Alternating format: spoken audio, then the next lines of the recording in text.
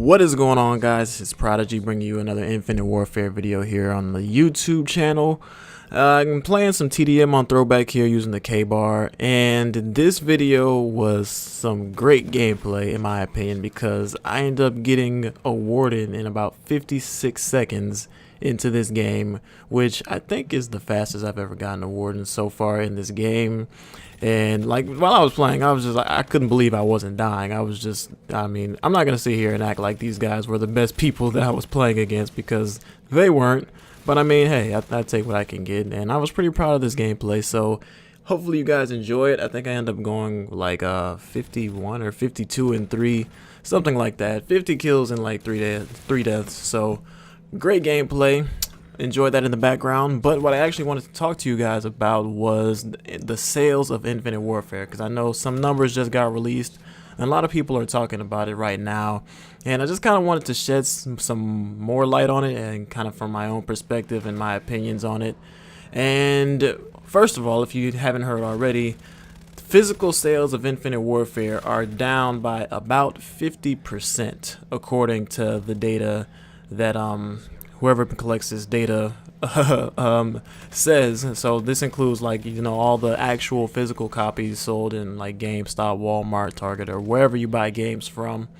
And compared to Black Ops 3, the sales are down about 50%. However, the digital sales are up by about 15%. So it's not all negative, but overall, if you do the math a little bit, it's still a good amount less than the sales of Black Ops 3, which was to be expected, honestly, with the negativity surrounding this game.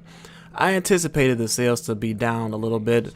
The sales, I don't think, are bad.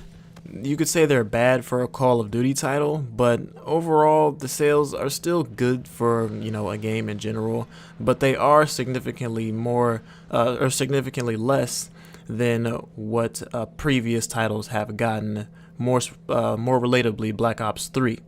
So I mean, I think this is due to a couple things, like I was just saying before. But I mean, what do I think about it? I honestly don't think it will have as much of an impact on this game than people are thinking. You know, people are thinking, oh, the game's dead, the game's gonna die, people are just gonna stop playing.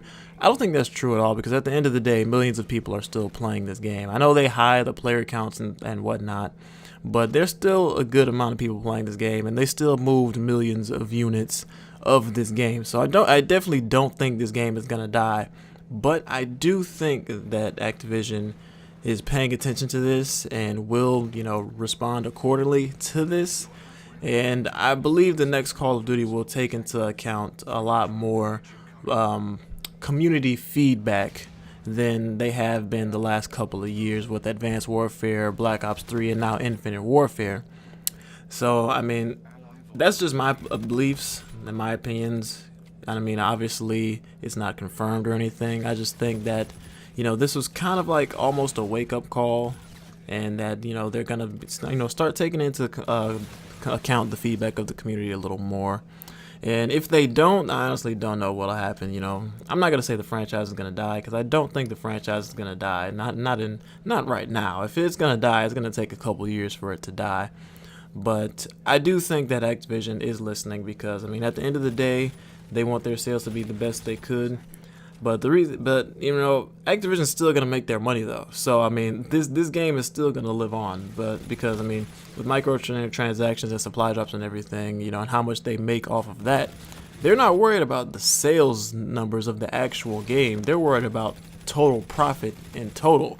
So I mean, as long as that money's rolling in, you know, no matter how it is, whether it's from actual game sales or from in-game content, as long as they're getting that money, you know, they're happy. But I do think that, you know, they realize that the community is mostly speaking, well, I'm not going to say mostly, but I'll say largely speaking against Infinite Warfare, futuristic Call of Duty in general. And I do think that some changes will be made with the Call of Duty titles going on forward. I believe Sledgehammer is probably working on a project that is more classic Call of Duty related. I remember them tweeting a while back, Sledgehammer Games, their Twitter, they tweeted something along the lines of they would like love to work on like a a World War II Call of Duty, something like that.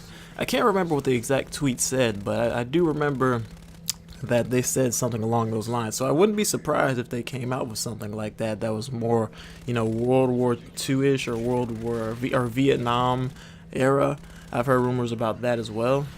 But I wouldn't be surprised if I see that. I'd actually be kind of excited if we did see that, because I think that would be a great game and a great time period to play the game in Vietnam specifically. So I'm looking forward to that. But I mean, that's pretty much all I had to say in regards to the news of Infinite Warfare and its sales. Another fun fact, the Infinite Warfare was also the #1 game on the PlayStation Store as far as sales go for the month of November. So in the month of November, in the digital PlayStation Store, Infinite Warfare was the #1 selling game. So take from that what you will. That's pretty much all the information I got from you guys. Hopefully you enjoyed this video. If you did, please drop a like. I'd really appreciate that. And as always, this is Prodigy. Thanks for listening.